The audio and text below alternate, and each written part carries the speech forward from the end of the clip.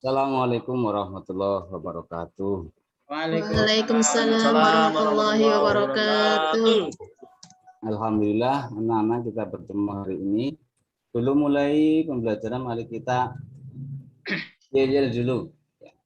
Yel-yelnya nanti kalian cukup mengatakan sehat, kuat, semangat. Ya. Oke. Anak Indonesia, sehat, kuat, semangat. Terima kasih. Ini sudah hadir semua ya anak-anak. Pak Guru. Ya, Pak. Mari kita mulai pembelajaran kali ini dengan bacaan basmalah bersama. Bismillahirrahmanirrahim.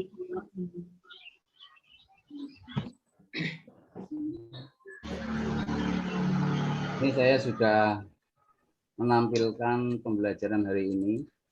Kita akan membahas tentang penyembelihan. Materi penyembelihan hewan. Pertama adalah tentang pengertian bahwa penyembelihan itu adalah melenyapkan roh binatang darat yang halal untuk dimakan dagingnya dengan cara memutus jalan makan dan nafas urat nadi dengan alat yang tajam selain daripada gigi dan tulang. Yang akan kita bahas di sini adalah rukun dan syarat menyembelih, cara menyembelih, kemudian penyembelihan binatang jinak, didera dan janin, kemudian sunah-sunah dalam menyembelih, kemudian selanjutnya bagian binatang yang dipotong dari hewan yang masih hidup, kemudian hal-hal yang makruh dalam menyembelih, serta praktek penyembelihan serta memasaknya. Oke, masuk materi pertama adalah rukun dan syarat menyembelih.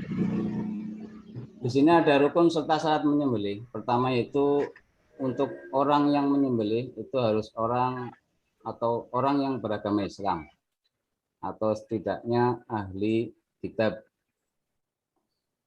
Berarti di sini mengecualikan non-Islam serta non-ahli kitab. Yang kedua, orangnya harus berakal sehat. Berarti mengecualikan pemilihannya orang gila ataupun orang yang tidak sadar. Tidak sadar bisa karena mabuk ataupun hal lainnya. Yang ketiga, yaitu orang yang menyembelih harus mumayyiz. Mumayyiz dalam hal ini yaitu pintar dalam menyembelih binatang atau secara umum bisa membedakan antara yang baik dan benar. Yang kedua, untuk binatang yang disembelih itu harus binatang yang halal. Binatang yang halal berarti mengecualikan binatang yang haram. Halal itu dari segi zat binatang tersebut maupun halal dari segi menyembelihnya, memperolehnya, cara memperolehnya. Yang ketiga, untuk tujuan sembelihan adalah untuk membedakan apakah hewan yang telah mati tersebut status hukumnya halal ataupun haram untuk dimakan. Yang keempat, alat menyembelih harus berupa alat yang tajam. Jadi mengecualikan alat yang tidak tajam. Sini mengecualikan alat-alat yang tidak boleh disembelih adalah dengan gigi serta tadi tulang.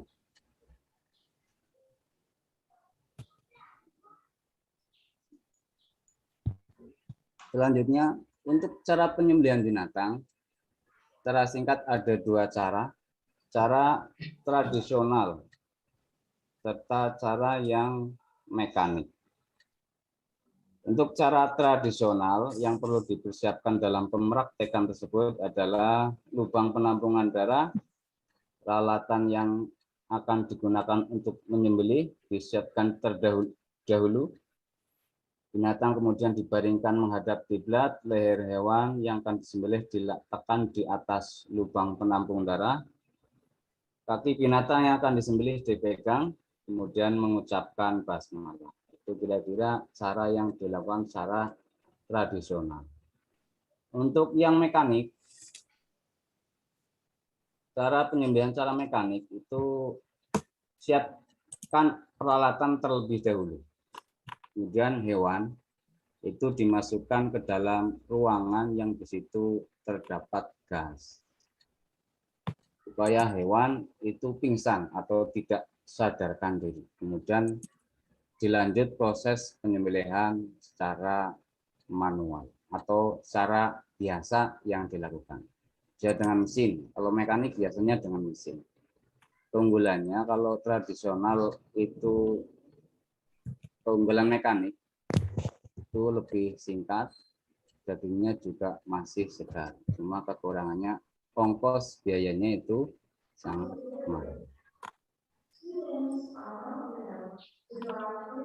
Next, penyembelihan binatang jinak, liar, cidera, serta janin.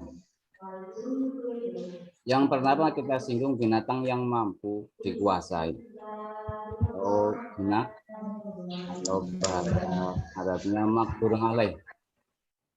Itu penyembelihannya dengan cara memotong urat makanan dan urat nafas pada leher. Makdur alaih berarti bisa kita kuasai penuh hewan tersebut. Maka cara penyembelihannya secara wajar. Yang kedua itu binatang liar atau ghairu makdur alaih. Cara penyembelihannya itu dengan cara melukai bagian tubuh mana saja dan hewan mati sebab luka tersebut. Itu ghairu makdur alaih. Mungkin bisa didefinisikan kalau ghairu makdur alaih itu binatang yang tidak kita kuasai, bisa karena liar, bisa karena terbang, atau bisa karena berada di tempat-tempat yang kita sulit menjangkaunya dan sulit menyembelihnya dengan cara normal. Itu makdur alaih. Maka penyembelihannya pun bisa dilakukan tidak secara normal. Artinya melukai bagian tubuh mana saja, asal hewan mati itu sebab luka yang kita sebabkan. Luka itu ya, bukan mati karena sebab lain. Misalnya hewan buruan ya. Wama jaratum minas siba, itu ada yang menyatakan boleh dimakan. Walaupun yang memburu itu adalah seekor anjing. Kalau sudah mati berarti halal. Kalau belum mati hewan buruan itu ini tergolong ghairu makdur alaih, berarti kita sembelih lagi secara normal. Bisa dipahami ya? Yang kedua, ghairu makdur alaih. Kemudian yang ketiga, binatang yang sakit atau cedera yang diperkirakan masih memiliki kehidupan yang tetap. Hayatun mustaqirroh, kehidupan yang tetap. Ini hayatun mustaqirroh itu bisa diciri-cirikan bahwa si hewan itu masih ada kemungkinan hidup. Ketika disembelih itu ada gerakan-gerakan yang masih kuat ketika setelah atau ketika pemotongan. Itu masih ada gerakan yang kuat. Itu indikasinya hayatun mustaqirroh. Yang kedua, indikasi untuk hayatun mustaqirroh itu darahnya. Ketika kita sembelih darahnya masih mengucur deras. Mengucur deras. Jadi misal ada ayam ketabrak itu ya bisa kita indikasikan hayatun mustaqirroh atau tidak, indikasinya begitu. Gerakannya kuat apa enggak atau darahnya mengucurnya masih deras apa tidak. Hewan yang sakit atau hayatun mustaqirah cedera ini sebenarnya seperti hewan yang normal, memutus dua jalan. Kemudian yang keempat, penyembelihan janin atau embrio itu mengikuti sembelihan induknya.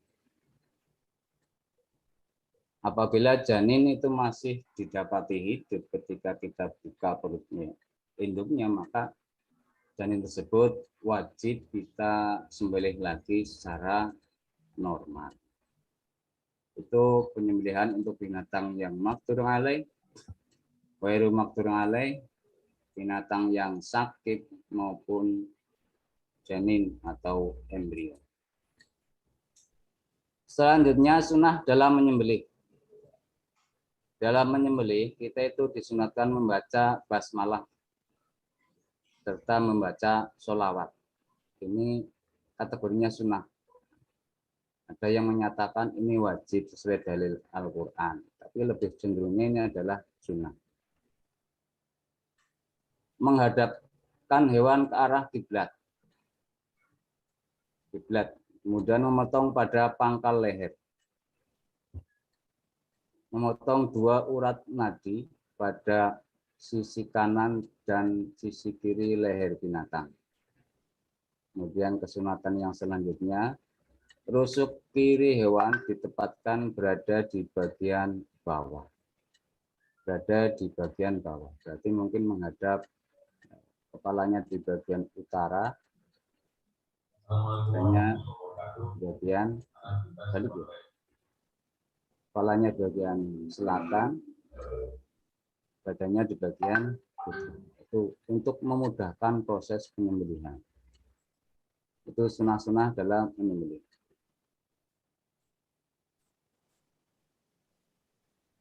Selanjutnya, bagian yang dipotong, bagian binatang yang dipotong dari hewan yang masih hidup, itu dihukumi sama dengan bangkai dan haram untuk dimakan. Dan haram untuk dimakan. Yang dipotong entah dari bagian mana saja, ketika terlepas dari anggota hewan tersebut, itu sudah dihukumi bangkai. Itu sudah dihukumi bangkai dan tidak boleh untuk dikonsumsi. Hukumnya haram. Hukumnya haram. Ya, terpotong disengaja maupun tidak.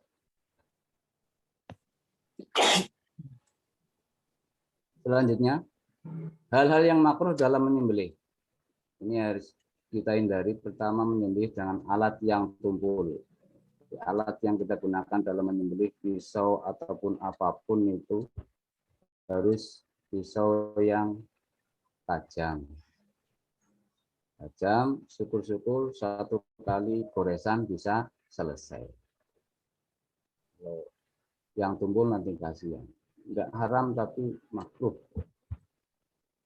Mematahkan leher atau menguliti sebelum hewan mati. Ini dimakruhkan saja. Ketika memotong hewan kok lehernya sampai patah. Atau menguliti hewan sebelum hewan itu betul-betul mati. Itu hukumnya makruh. Hukumnya makruh. Yang selanjutnya, memukul kepala binatang. Sebelum pemrosesan pemotongan itu kita dimakruhkan untuk memukul kepala binatang. Saja.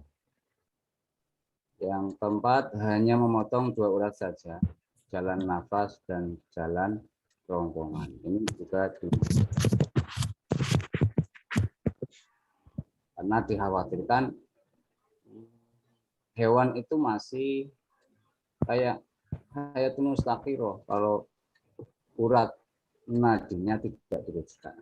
Jadi ayam misalnya, ayam kadang kan menyembelih ayam atau basur atau apapun itu. Beberapa menit atau bahkan sampai 1 jam masih tetap itu. Mungkin salah satunya. Jadi tidak memutus.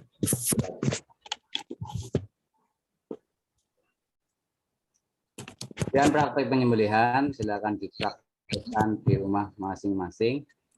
Untuk tugas di sini ada di halaman Facebook ada cara untuk penyembelihan hewan itu dijelaskan penyembelihan hewan yang baik. Kadang orang menyembelih hewan kambing misal, baunya masih sangat jelas sekali.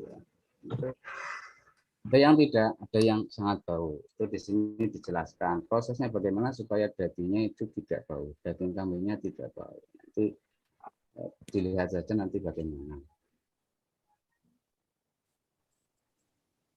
Ini untuk Google formulir, silahkan dikerjakan. Itu anak-anak dari penjelasan tadi mungkin ada hal-hal yang kurang bisa dipahami, bisa ditanyakan di forum ini.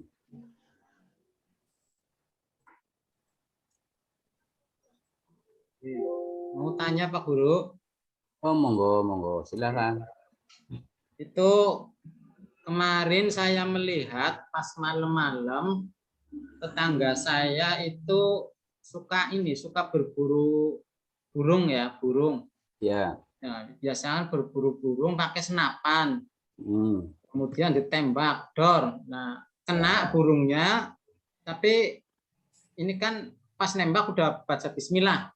Bismillah. Ya. Cuman kena, terus kan ketika burungnya jatuh diambil posisinya sudah mati. Apakah ini juga termasuk binatang hewannya halal atau haram untuk dikonsumsi karena tidak disembelih?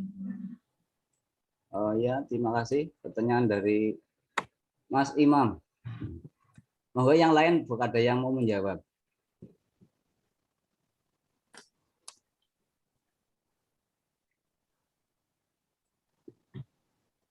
Masalah tadi yang ditanyakan Mas Imam itu banyak terjadi di lingkungan kita ya, ketika anak-anak dewasa, kebanyakan mereka itu mencari burung dengan cara menembak.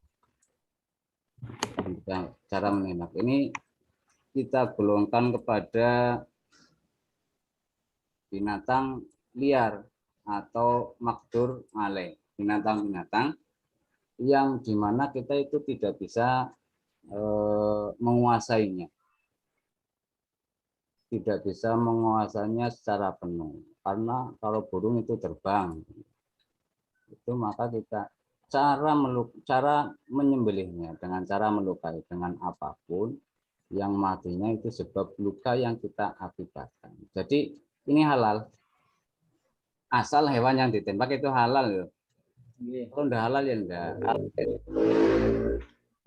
Jadi walaupun tidak disembelih enggak apa-apa Pak Guru. Enggak apa-apa. Enggak apa-apa, ini makhluk tidak kita kuasai. Oke, terima kasih Pak Guru. Jadi monggo yang lain. Tanya Pak. Ya monggo. Pak, saya kan perempuan, apakah boleh Pak nyembelih hewan Pak? Ya boleh, kenapa nggak boleh?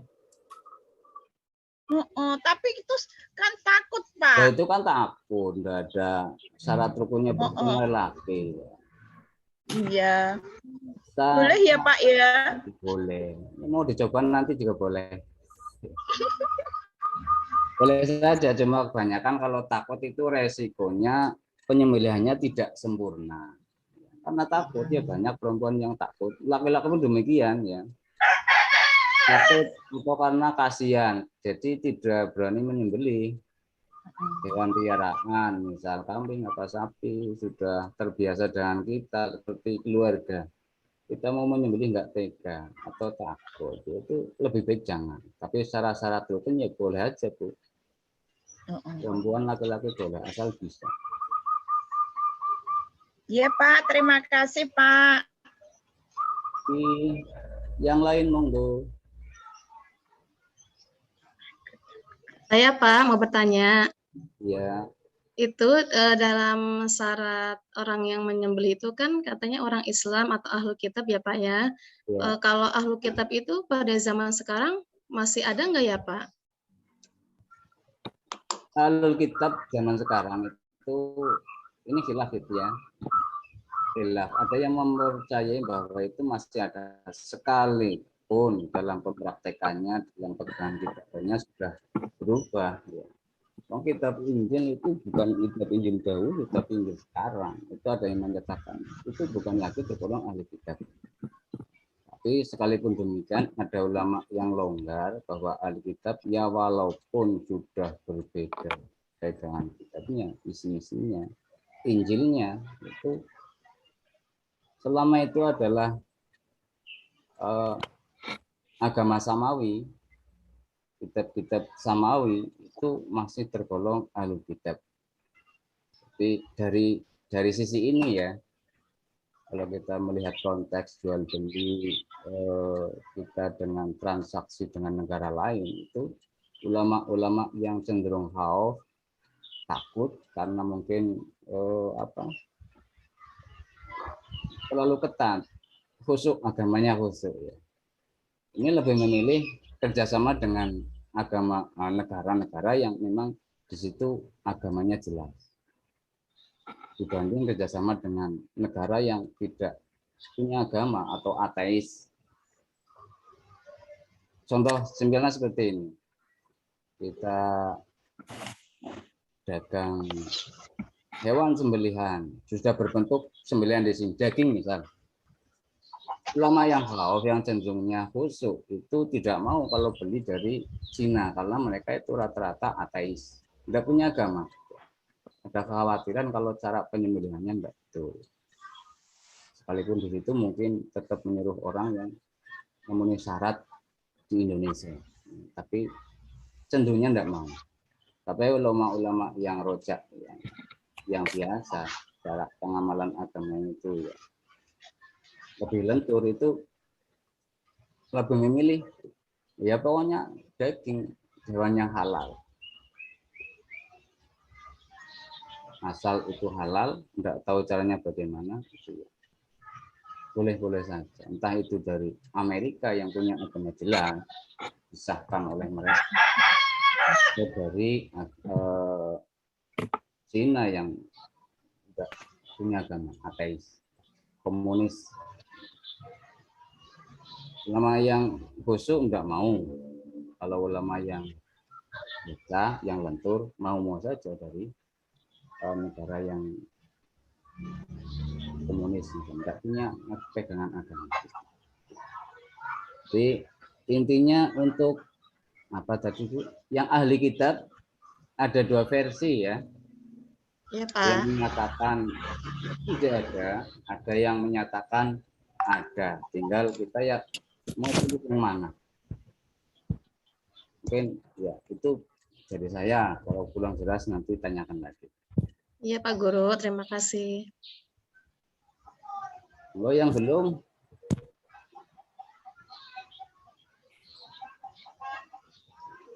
Tanya lagi boleh Pak Guru? boleh.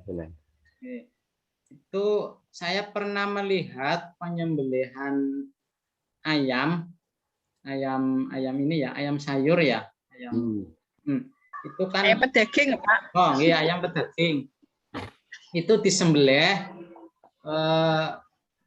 sudah kayaknya sudah putus atau belum, saya kurang tahu.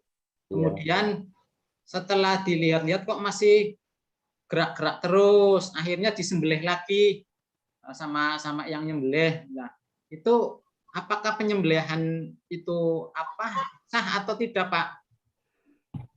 Jadi sudah disembelih, tapi disembelih ulang ya Pak. Tapi disembelih ulang karena masih hidup terus. Di mana tadi ya?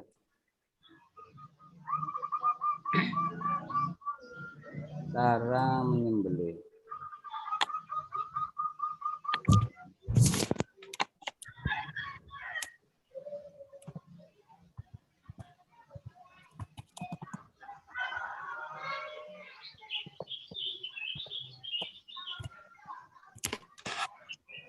Kalau dilihat rukunnya Pak Imam, itu asal sudah putus 2 jalur, itu sudah kategori halal. Atas sudah 2 jalur ya, jalur nafas dan jalur makanan itu sudah halal. Kalau kita mau teliti lebih jauh, ya harus disurvei betul-betul. Misal kita ragu terhadap binatang yang kita sembelih, kemudian ya harus diteliti. Tidak boleh hanya sekedar tanya. Karena tanya itu tidak akan menghapus keraguan. Itu yang pertama. Yang kedua, penyembelihan yang berulang itu indikasinya ke makruh. Mungkin kita nisbatkan ke yang alat itu yang digunakan. Ini nisbat ya. Alat yang digunakan itu alat tumpul. Jadi beberapa kali goresan. Cuma bedanya yaitu sudah kita lepas alatnya dan yang satunya belum. Mungkin nisbatnya ke situ Pak Imam. Yang penting kalau ragu ya harus disurvei betul. Kalau memang sudah demikian ya tergantung yang mau mengkonsumsi. Kalau masih ragu ya jangan. Kalau tidak ragu ya sudah dimakan. Secara lahir itu sudah memenuhi syarat penyembelihan. Itu memang banyak terjadi. Hewan-hewan yang disembelih itu masih hidup, kayak belum mau mati. Malah kadang terbang nanti pulangnya sore, masih hidup. Dipotong pagi atau siang, kemudian terbang, nanti sore-sore pulang, masih hidup. Itu padahal sudah diputus seluruh dua jalur ini, termasuk urat-uratnya, masih demikian. Itu menurut saya itu boleh dan halal dikonsumsi. Ini kita nisbatkan kepada barang atau alat yang digunakan untuk menyembelih. Kategorinya mungkin makruh saja prosesnya, karena alatnya tumpul. Nisbat. Matur suwun Pak Guru. Iya.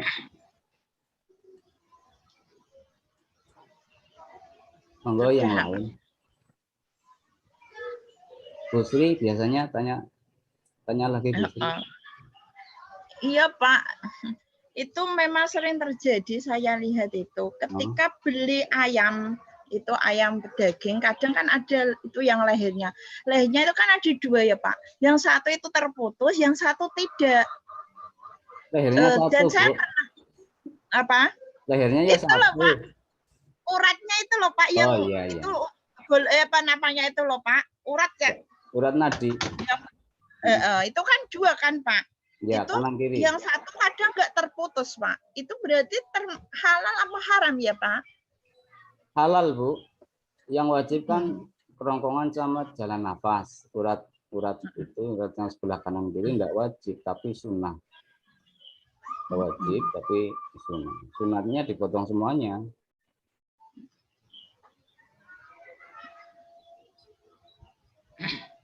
Potong semuanya.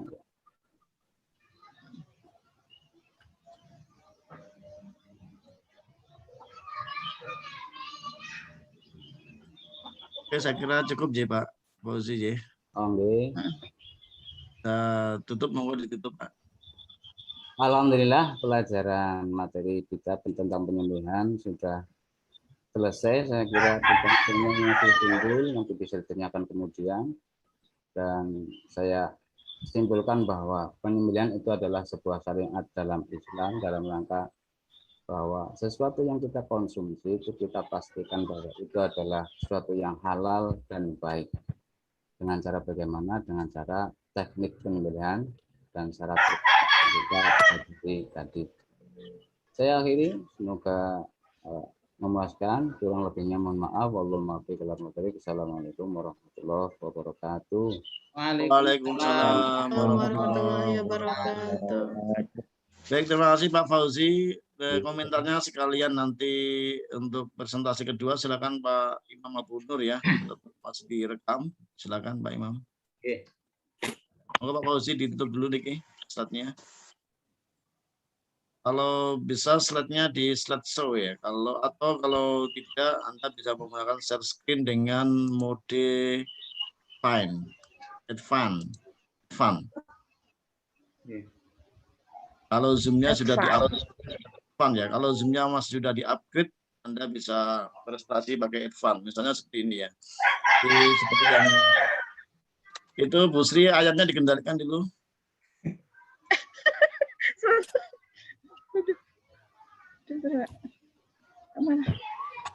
Ini